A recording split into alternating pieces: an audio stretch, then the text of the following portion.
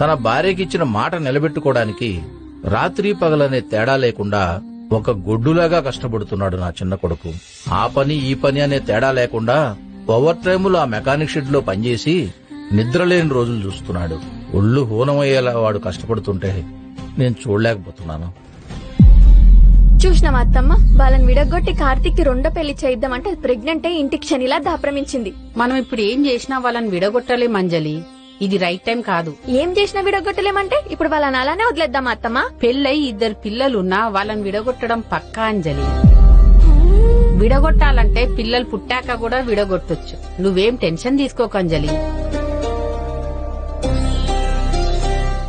అబ్బబ్బబ్బబ్బా, నాలాంటి కన్నింగ్ కోడలికి నీలాంటి సపోర్టివ్ అత్తమ్మ దొరికితే ఏదన్నా చేసేయొచ్చు. నువ్వు బంగారం అత్తమ్మా. వదినా, అప్పుడు డబ్బులు పోయాయి కదా, ఇదిగో. ఆ రోజే చెప్పాను కదా కార్తీక్, నువ్వు ఇచ్చినా నేను తీసుకోనని.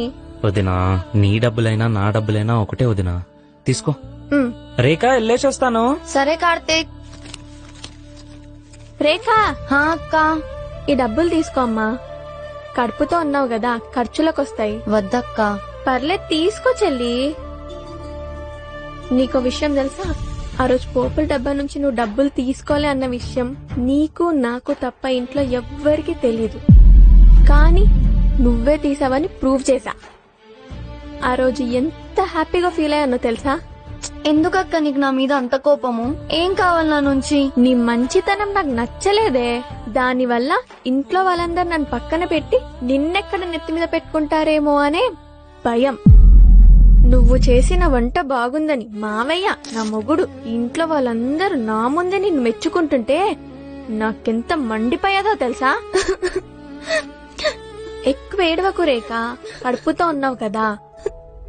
మళ్ళీ పుట్టేవాళ్ళు జీవితాంతం నీలానే ఏడుపు ముఖం అయిపోతారేమో.